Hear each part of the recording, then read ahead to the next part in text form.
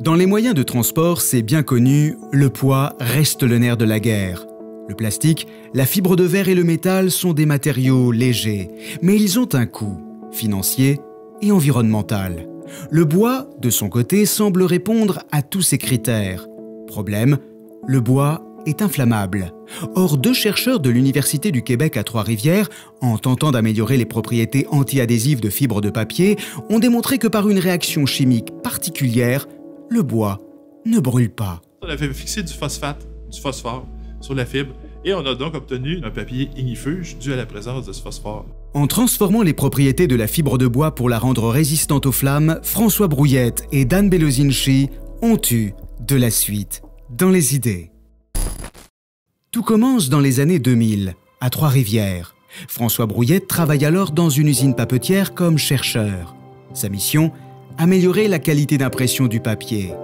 Avec son étudiant au doctorat, Dan Belozinchi, il travaille sur le développement d'un nouveau papier anti-adhésif recyclable.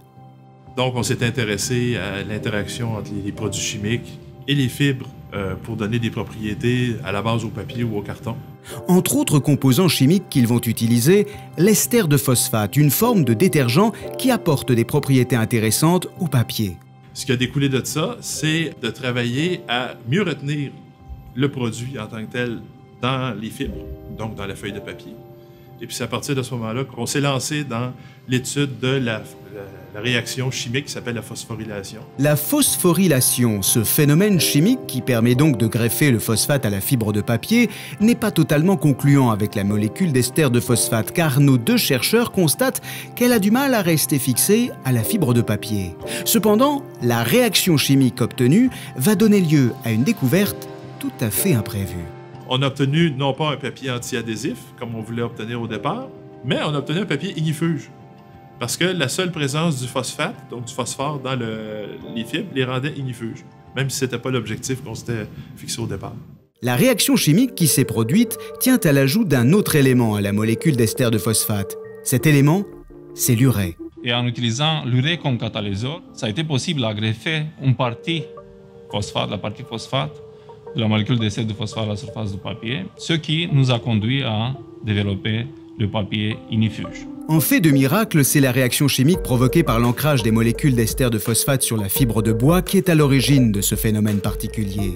Lorsqu'une flamme est approchée du matériau et que la température dépasse les 200 degrés Celsius, les groupements moléculaires de phosphate se transforment en une couche protectrice noire qui recouvre la fibre.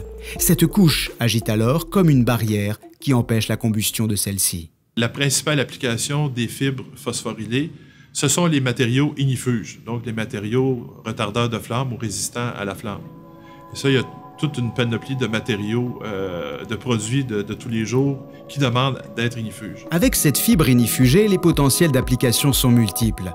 On peut produire du papier qui ne brûle pas, mais aussi créer des matériaux composites ignifuges et légers pour les avions, des panneaux de construction ignifuges pour les bâtiments et les maisons. Le procédé n'est pas encore sorti du laboratoire, mais à la vitesse où avancent leurs recherches et compte tenu de la demande croissante de l'industrie et des consommateurs pour le matériel ignifuge, François Brouillette et Dan Belozinchi pourraient très prochainement voir leur invention de papier voler de ses propres ailes. De la suite dans les idées vous a été présentée par la Fondation canadienne pour l'innovation, la recherche au service des collectivités.